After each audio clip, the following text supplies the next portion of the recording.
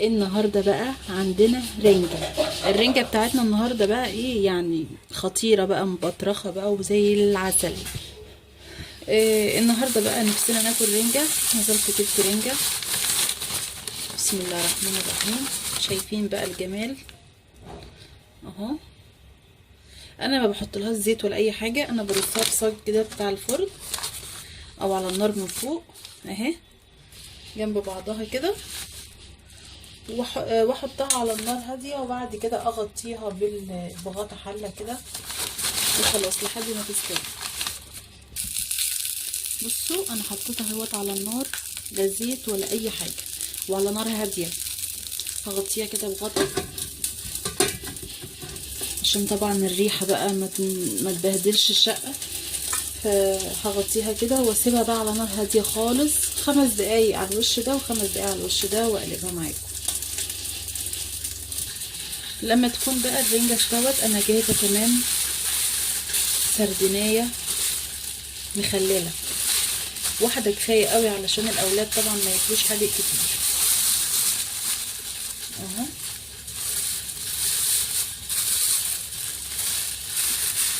هنضفها بقى معاكم.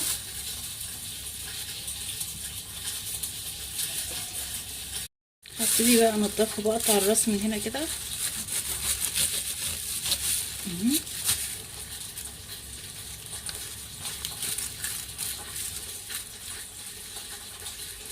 فيها بطروخ كمان اهو. ببتدي بقى انضف كده من جوه.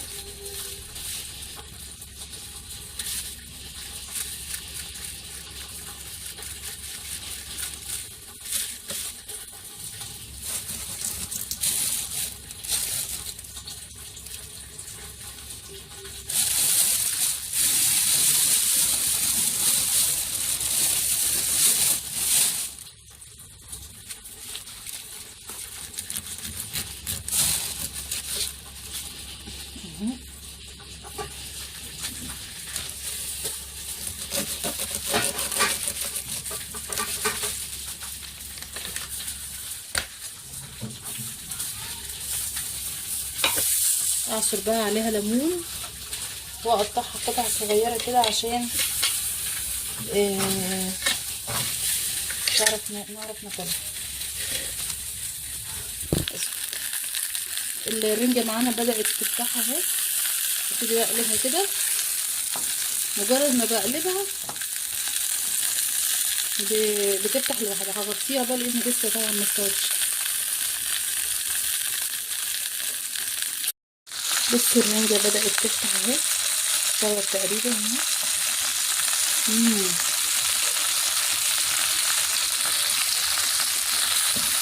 دي لسه، دي فتحت معايا اهي، استوت برضو. 5 دقايق كده وارفعها من على النار.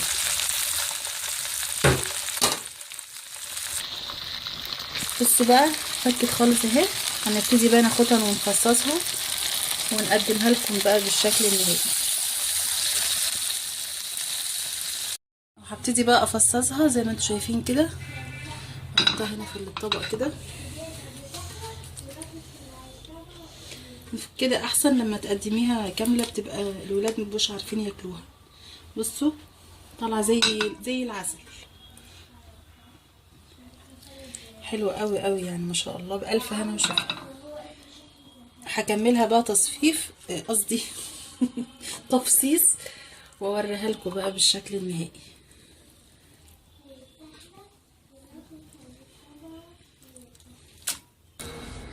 وادي الرنجة، اكله كده حلوه قوي كلنا بنحبها. ده البطروخ وفصصتها كده عشان الاولاد.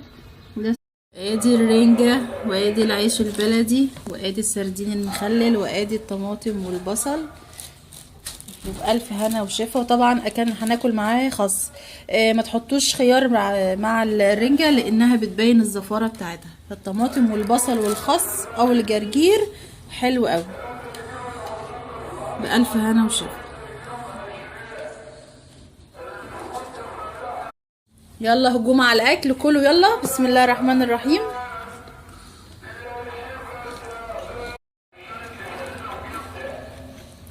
طعمها تحفة.